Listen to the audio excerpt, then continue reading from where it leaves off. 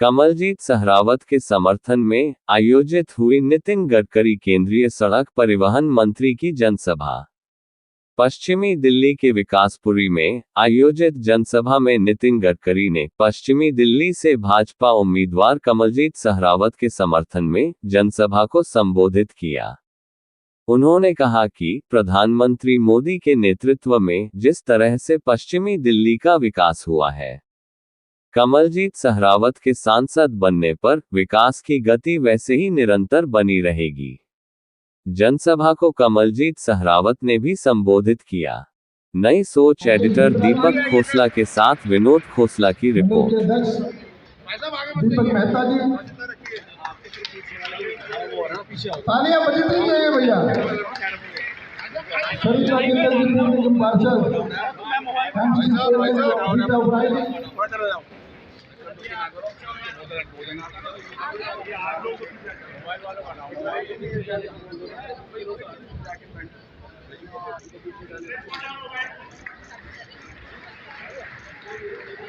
यशपाल आर्य जी हमारे बहुत ही सीनियर नेता,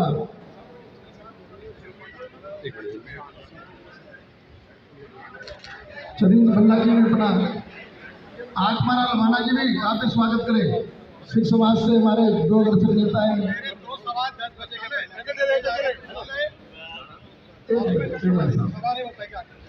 अच्छा,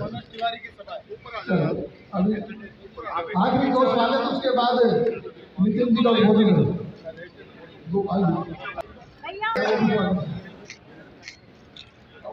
राजीव बब्बर जी हमारे बीच में आ गए, उनका भी जोरदार स्वागत है।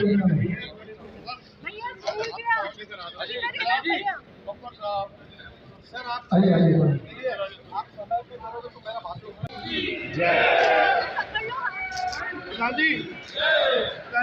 विक्ट्री।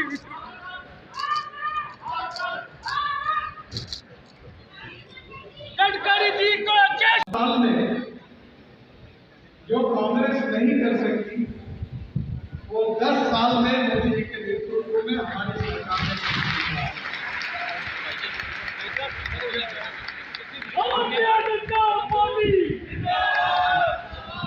हम आपके पास जो आए हैं वो 10 साल के किए हुए काम का रिपोर्ट कार्ड लीजिए। मैं केवल दिल्ली की अगर बात करूंगा तो मेरे पास इस सरकार में पहले वाटर रिसोर्सेज मंत्रालय था और नमामि गंगा का काम मेरे पास। उस समय मैंने दिल्ली को, यमुना को शुद्ध करने के लिए करीब 6,500 करोड़ रुपए दिए और जो अनेक जगह पर दूषित पानी को शुद्ध करने के लिए जो प्रोजेक्ट लगे, जिसमें जायका में भी प्रोजेक्ट था, उस सब प्रोजेक्ट को भारत सरकार की ओर से हमने पैसा दिया। पर कार्य करने के लिए राज्य सरकार को जिम्मेदारी दी थी और अनेक बार उस प्रोजेक्ट के रिव्यू मीटिंग करके मैंने उसको पूरी तरह अच्छी तरीके से कार्यान्वित करने की कोशिश की। ये भी काम हमारे सरकार है। जैसे यमुना के शुद्धिकरण के लिए 2 प्रपोजल और मैंने तैयार किए थे कि यमुना के आजू बाजू में करीब 750 एकड़ पर एक बहुत बड़ा ऑक्सीजन पार्क, एक गार्डन बनाने की योजना बनाई। दिल्ली के एसपी और मेरे बीच में करीब 4-5 बार मीटिंग हुई और आप कभी सिंगापुर जाएंगे तो सिंगापुर में समुद्र के पास एक रिक्लेमेशन करके बहुत बड़ा गार्डन है। वहां के कंसल्टेंट को मैंने बुलाया था और लगभग उसका डीपीआर ये तैयार किया था कि दिल्ली में 750 एकड़ जमीन पर वर्ल्ड स्टैंडर्ड का बहुत बड़ा गार्डन है। जो प्रोजेक्ट वैसे ही पड़ा हुआ है। और दूसरी योजना थी कि इस देश में हमने पानी पे उतरने वाले हवाई जहाज,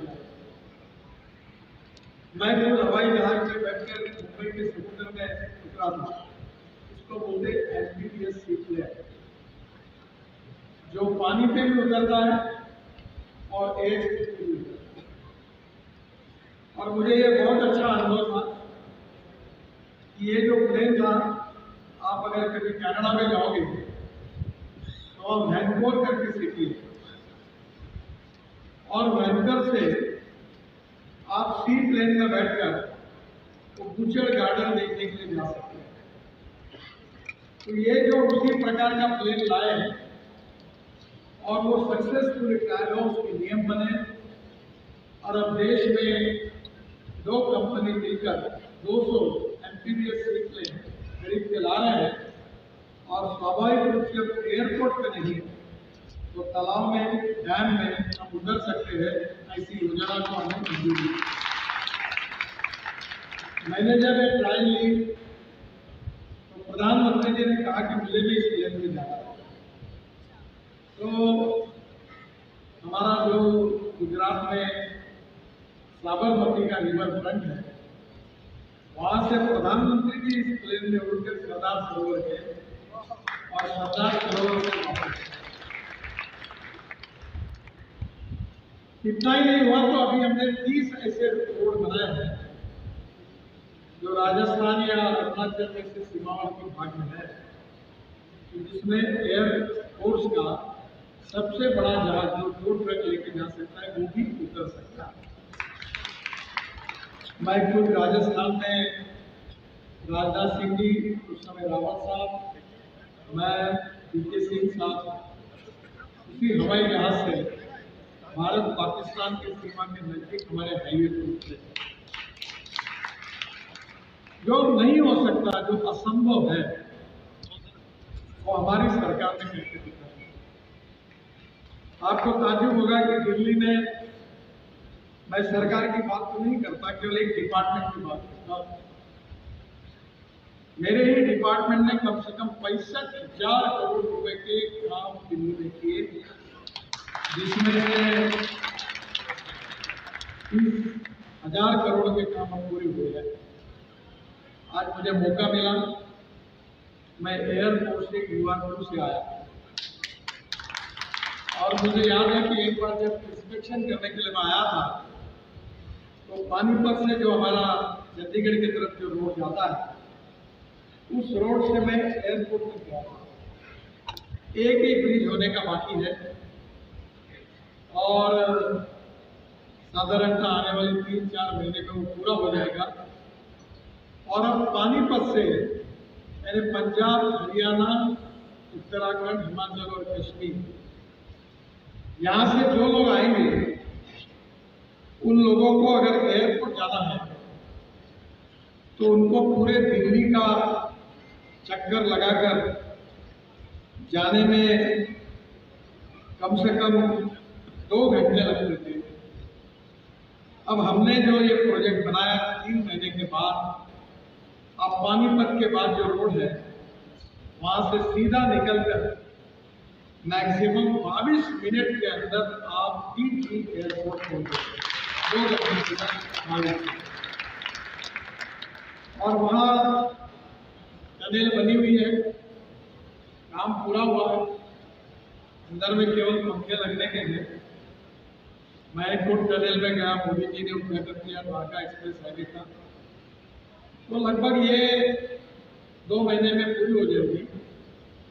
और इसकी विशेषता है कि इस रोड से आप आगे निकलकर द्वारका एक्सप्रेस हाईवे से सीधा गुड़गांव को क्रॉस करके आप दिल्ली मुंबई हाईवे पे पहुंचेंगे, तो दिल्ली से जयपुर 2 घंटे में होगा, और डायरेक्ट मुंबई तक जाओगे तो 12 घंटे में होगा। और सूरत में आएंगे तो सूरत से नए 80,000 करोड़ का एक नया रोड बना रहे हैं, जो दिल्ली से चेन्नई के बीच का डिस्टेंस 320 किलोमीटर कम करेगा। तो सूरत से नासिक, नासिक से अहमदनगर, अहमदनगर से सोलापुर, सोलापुर से कर्नूल, कर्नूल से त्रिवेंद्रम, कोचीन, हैदराबाद, चेन्नई, बेंगलोर, बेंगलोर और कन्याकुमारी तक जाएगा पूरे साल। अब उत्तर भारत से साउथ इंडिया जाने के लिए मुंबई और पूना और सोलापुर और कोल्हापुर जाने की जरूरत नहीं, सूरत से ही आपको लग जाएगा। तो 320 किलोमीटर डिस्टेंस में होगा। पूरा देश बदल रहा है। और इसमें आगे जाओगे तो दिल्ली से अमृतसर, हमारा अमृतसर कटरा रोड दिसंबर के पहले बन जाएगा। और कटरा जाने के पहले आप श्रीनगर की तरफ पहुंच जाएंगे। जम्मू श्रीनगर रोड पर उनमें 16 टनल बनेंगे। और श्रीनगर से जाकर आप आगे जाओगे लद्दाख लेह की ओर, तो वहाँ एक छेड़मोड़ टनल है, वो भी पूरी हुई है। और उसके बाद कारगिल के नीचे आशिया की सबसे बड़ी 11.6 किलोमीटर की टनल बन रही है, जिसका 70-80% काम पूरा हुआ है, जिसकी एस्टिमेटेड कॉस्ट 12,000 करोड़ थी और हमने पैसे बचाए और वो काम 5,500 करोड़ में किया है। और उस टनल से हम आगे जाएंगे तो लद्दाख लेह तक जाएंगे। और लद्दाख लेह से लेकर मनाली तक हम लोग बना रहे हैं। उसमें 8 टनल है, 4 बने हुए हैं। और मनाली पहुंचने के पहले हम लोग ये जो रोहतांग पास है उसके नीचे आएंगे। मनाली से रोहतांग पास जाने के लिए 3.5 घंटे लगते थे, वहां हमने अटल टनल बनाई है। अब केवल 8 मिनट में आप वहां से मनाली चल रहे हैं। तो हम पहले भाषण में कहते थे कश्मीर से कन्याकुमारी तक, तो ये हिमाचल प्रदेश से कश्मीर, कश्मीर से दिल्ली, दिल्ली से गुजरात, सूरत, सूरत से महाराष्ट्र, महाराष्ट्र से तमिलनाडु, आंध्र, कर्नाटक, केरल, सभी दक्षिण को, कश्मीर से कन्याकुमारी काम पूरा हुआ। ये क्यों हुआ? आप देश में किसी भी डिस्ट्रिक्ट में जाइए, हर जगह आपको विकास दिखता है। इसका कारण है, इसका कारण मैं नहीं, ना मोदी जी है। इसका कारण अगर सही अर्थ में कोई है तो मेरे सामने बैठे हुए थे, क्योंकि आप अगर हमें चुनकर नहीं देते तो मोदी जी प्रधानमंत्री नहीं बनते, और मोदी जी प्रधानमंत्री नहीं बनते तो मैं भी मंत्री नहीं बनता, और दोनों भी नहीं बनते तो फिर काम कौन करता? और हमने इतना ही नहीं किया। मुझे जरा दिल्ली की जानकारी नहीं, मैं दिल्ली के रोड नहीं जानता हूँ। गाजीपुर है, द्वारका एक्सप्रेस हाईवे तो बना है, तो आपको पता है एक दिल्ली में कचरे का माउंटेन बना हुआ है गाजीपुर, मैंने देखा 3 जगह बना है। तो अभी हमने 30 लाख टन कचरा, ये UR2 जो आपके बाजू वाला रोड है इसमें, फिर चंडीगढ़ के रोड में, फिर दिल्ली मुंबई हाईवे में 30 लाख टन कचरा 7 मीटर हाइट कम की और गाजीपुर का कचरा उसमें डाला, ताकि आपका इकोलॉजी और एनवायरमेंट को। जो दिल्ली में मैंने कहा कि सॉलिड वेस्ट और लिक्विड वेस्ट, मैंने दिल्ली की समस्या क्या है, मैं बहुत दिल्ली का हूँ। दिल्ली में अगर 3 दिन रहता हूं तो मुझे इन्फेक्शन हो जाता है। आप अभी तक गंभीरता से ये समझ नहीं पा रहे हो कि दिल्ली का एयर पोल्यूशन और वाटर पोल्यूशन कितना है। और इसलिए सुप्रीम कोर्ट में जब ये पीआई गई थी तो चीफ जस्टिस साहब जो थे उन्होंने मुझे बुलाया और मैंने उनको एक रिपोर्ट दी थी। और आप लोग मुझे बताते हो खुशी हो रही है, मैं 7-8 साल में मेरे जो टॉयलेट का पानी है वो साफ करके हम बेचने का काम करते हैं। टॉयलेट का कितने पैसे मिलते होंगे हमारे महानगर पालिका को? 300 करोड़ रुपए साल के रुपए टॉयलेट का पानी। और कचरे को सेग्रीगेट करके एल्यूमिनियम, मेटल, ग्लास को रिसाइकलिंग करने वाले हैं और ऑर्गेनिक वेस्ट को बायोडाइजेस्टर में डालकर उससे मीथेन बनाकर हम CNG बनाएंगे या हाइड्रोजन बनाएंगे, ग्रीन, जो भविष्य का फ्यूल है। मैं लोगों को हर समय 2 फिलॉसफी के बारे में बात करता हूँ।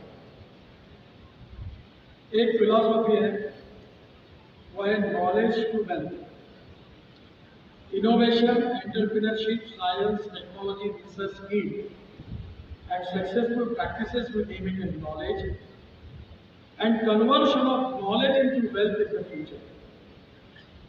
और दूसरी इंपॉर्टेंट फिलोसॉफी है कि no material is waste and no person is waste. It is depending upon the appropriate technology and appropriate vision of the leadership that you can convert West into wealth.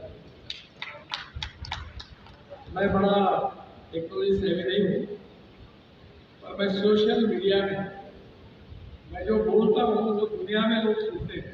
ज़्यादातर America और western Europe और बाकी जगह बहुत सुनते हैं, और मुझे 2.5 से 3 लाख रुपए महीना यूट्यूब से मिलता है. और मुझे 9 डॉक्टरेट मिली है दिल्ली से. मैं एग्रीकल्चर में काम करता हूँ, और इकोलॉजी और इन्वायरमेंट को प्रोटेक्ट करना ये सबसे इम्पोर्टेंट है. अगर दिल्ली का जल प्रदूषण और वायु प्रदूषण मुक्त होगा तो आपके डॉक्टर के बिल 50% में आएंगे, पर इसके तरफ ध्यान नहीं दिया गया. साफ साफ मैं जब मंत्री था तो ओखला में एशिया का सबसे बड़ा एसटीपी प्लांट 564 MMD 665 करोड़ रुपए मेरे डिपार्टमेंट से मैंने दिल्ली सरकार को दिए. Coronation pillar STP plant 318 MMD 515 crore, Kondli STP plant 204 MMD 240 crore, Rithala STP plant 182 MMD 212 crore, और दिल्ली में लगभग रोज 307 करोड़ लीटर सीवेज उत्पन्न होता है, और जिसमें से 258 करोड़ लीटर दूषित जल के ट्रीटमेंट में है. अभी मैं वो मुझे मालूम नहीं मेरे पास है, वो खाली सिंधु बॉर्डर से इंदिरा गांधी एयरपोर्ट का सफर केवल 22 मिनट में होगा. और दिल्ली के एएमपी होकर दिल्ली कटरा एक्सप्रेस लाइन की कनेक्टिविटी होगी, और 30 लाख टन कचरा अपने इसमें डाला. ये सब क्यों हो पाया? मुझे इतना ही लगता है कि मेरे पास बहुत कॉन्फिडेंस है. मैं 50 लाख करोड़ रुपए के काम 10 साल में करता हूँ. और लोग देखकर कमल के फूल की कटर दबाकर भारतीय जनता पार्टी को विजयी बनाइए, और देश के विकास के लिए, देश को विश्वगुरु बनाने के लिए, देश को $5 ट्रिलियन की इकोनॉमी बनाने के लिए, वर्ल्ड 3rd लार्जेस्ट इकोनॉमी बनाने के लिए, और सबसे आखिर में आपको अपील करूंगा कि दिल्ली को जल प्रदूषण, एयर पोल्यूशन और ध्वनि प्रदूषण से मुक्ति कराने के लिए भारतीय जनता पार्टी को चुनिए.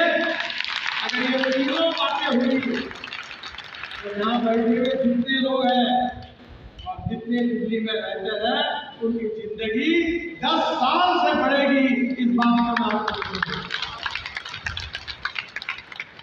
आपका सहयोग, आपका आशीर्वाद, आपकी शुभकामनाएं आप जरूर दीजिए. यही प्रार्थना करता हूँ. बहुत बहुत धन्यवाद. नमस्कार.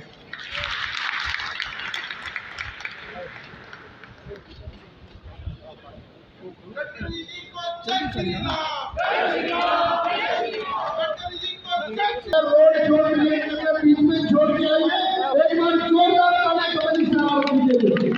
तो बड़ी बात है स्वागत की कबड्डी पूजा हमने कहा जाना पड़ेगा, तो जिप्सी चौक में आइए सीधा. बड़ी बात है थोड़ा सा पीछे हो जाओ, थोड़ा पीछे. कबड्डी जी आपका धन्यवाद. हमें जरूर महसूस हो गया हमारे तकलीफ हमारे साथ रहेंगे. हमारी दिमाग में बहुत बड़ा रोड चल हमारे बीच में है. मैं सीधा माइक आपको देता हूँ. मेरे सभी परिवारजनों को मेरा नमस्कार. आपके बीच में आशीर्वाद के लिए आई हूँ. 25 मई भारत की सबसे बड़ी लोकतंत्र का पंचायत का चुनाव, और इस पंचायत में विश्व की सबसे बड़ी पार्टी प्रधानमंत्री नरेंद्र मोदी जी मेरे सेनापति और एक सैनिक के रूप में आपके बीच में आए हैं. आपसे निवेदन करना चाहती हूँ कि माननीय गडकरी जी, मेरे केंद्रीय मंत्री, मेरे बड़े भाई, मैं मार्गदर्शक, पार्टी की पूर्व राष्ट्रीय अध्यक्ष, और सबसे बड़ी बात जिनसे मेरा आत्मीयता का संबंध है, वो अपना जब विजन रखकर गए होंगे तो मुझे लगता नहीं कि यहाँ बैठे किसी आदमी को ये सोचना पड़ेगा कि मैं बीजेपी को वोट क्यों दूँ. वो ये सोचेगा कि मैं हमेशा ही बीजेपी को वोट दूँ. क्योंकि ऐसे विजन वाले नेता बड़ी मुश्किल से होते हैं। और जब माननीय गडकरी जी हैं तो उस समय पर उन्होंने जो बात कही होगी वो पार्टी और हमारे विजन दोनों के बारे में पूरी बात बताई थी। तो मैं तो आज आपके बीच में हूँ, आपकी साथी हूँ, इसी लोकसभा में पढ़ी हुई बड़ी हूँ, अपनी भी वहीं पर रहती हूँ। तो आपसे इतना ही निवेदन करना चाहती हूँ कि कोई कमी नहीं छोड़ूंगी मैं आपकी सेवा में।